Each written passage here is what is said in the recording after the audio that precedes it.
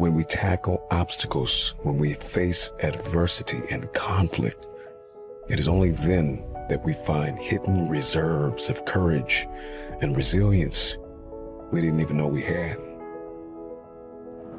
The future is hinged on your resiliency. So our wounds become wisdom because our perspective. We have a new program. It's called resiliency. What can I accomplish in the rain? Who can I become in the rain? What can I build? Under these conditions, resilience is based on compassion for ourselves as well as compassion for others. So I need you to realize that there will be bad days. There will be times that you feel like you have no earthly idea what your teacher or professor is talking about. But what you will never ever do is throw a pity party. What you will never ever do is tap out. What you will never ever do is concede and throw in the towel. And if everything you listen to goes over your head, you are going to miss your moment and stay living in the midst of the madness. The madness of impossibility, the lie. Somebody lied to you and told you that it was impossible. Because understanding the power and the difference between what is impossible and what is possible, it all comes back to your perspective and your capacity. See, your life is one big sum average of the thoughts that you consistently hold in your mind.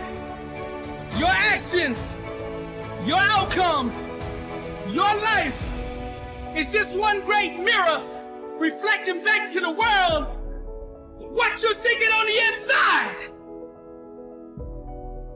All of the pain, all of the trauma, everything you have experienced, the turbulence, you have to garner up all of that hunger.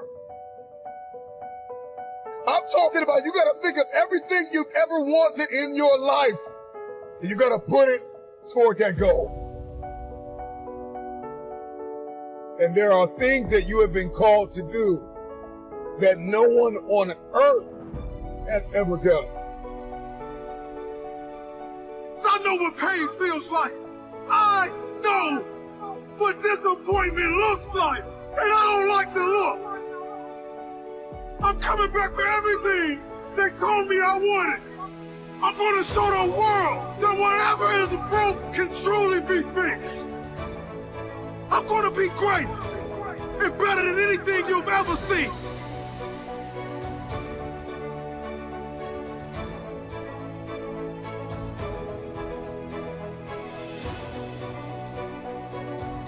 Make a commitment to pay the price for change. American dramatist and screenwriter Sidney Howard remarked, "One half of knowing what you want is knowing what you must give up before you get it." Change always costs you something, if not monetarily, then in time, energy, and creativity. In fact, if change doesn't cost you anything, then it isn't real change.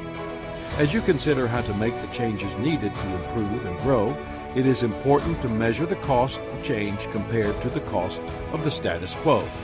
You have to do your homework. That often makes the difference between change equals growth and change equals grief. What will the changes you desire really cost you? Management expert Tom Peters gives a perspective on this. He suggests, don't rock the boat, sink it, and start over. If you desire to be creative and do something really innovative, that's sometimes what it takes. You must destroy the old to create something new. You cannot allow yourself to be paralyzed by the idea of change. 4. Change must happen within you before it can happen around you. I love the Peanuts comic strip by Charles Schulz, in which Lucy says to Charlie Brown, "I would like to change the world." "Where would you start?" Charlie Brown asks her. Lucy's simple reply, "I would start with you." I hate to say it, but our attitude is probably a lot more like Lucy's than we would want to admit. If we don't like something, we desire change for everyone other than us.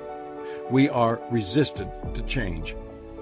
Novelist Frances Hodgson Burnett wrote, "At first people refuse to believe that a strange new thing can be done. and then they begin to hope it can be done. Then they see it can be done. Then it is done, and all the world wonders why it was not done centuries ago. Artist Andy Warhol observed, "They always say that time changes things, but you actually have to change them yourself." The truth is that any change that occurs in the world always begins first with change within an individual. That's why playwright George Bernard Shaw said, "Progress is impossible without change, and those who cannot change their minds cannot change anything." The good news is that once you dedicate yourself to growth and develop a lifestyle of planned improvement from the inside out, it becomes normal to you. And you notice when you're not making the progress you have come to expect. It is said that pianist Arthur Rubinstein refused to listen to recordings made of songs he had played. Even only a few months after he completed them, he was dissatisfied with the playing he heard. Why?